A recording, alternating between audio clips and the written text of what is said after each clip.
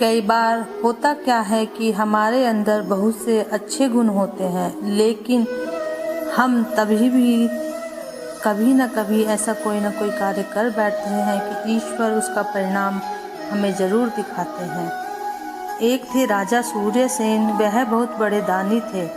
उनका प्रतिदिन का नियम था, सवेरे जल्दी उठते, नदी में स्नान करके पूजा पाठ करते तथा उसके बाद गरीबों को दान दिया करते। तब जाकर वह अन्न जल ग्रहण किया करते थे।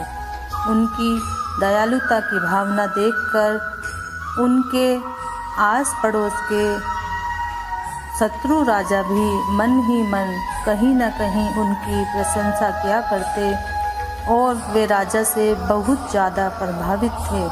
उन्होंने ऐसा राजा कहीं नहीं देखा था।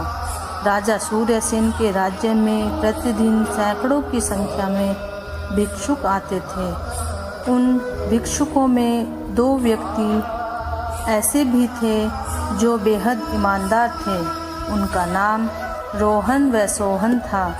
कई वर्षों से लगातार राजमहल में वे दोनों आते थे, यहाँ तक कि अब राजा को उनका नाम भी याद हो गया था और वो उन्हें पहचानने भी लगे थे। वे दोनों बहुत ईमानदार थे, अर्थात जितना एक दिन के लिए पर्याप्त होता था केवल उतना ही दान वे राजा से लिया करते थे। इसके अतिरिक्त कभी भी वे जोड़ने के लिए या अगले दिन के लिए उस राजा से दान नहीं लिया करते थे। वे दोनों बेहद धैर्यवान थे।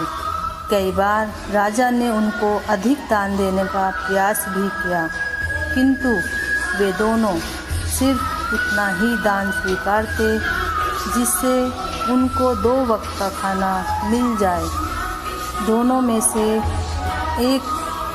में एक विशेष बात यह थी कि दान लेने के बाद रोहन तो राजा का धन्यवाद दिया करता था, किंतु उनमें से जो दूसरा लड़का था सोहन, वह हमेशा कहता था, हे ईश्वर आपका धन्यवाद, ईश्वर का धन्यवाद।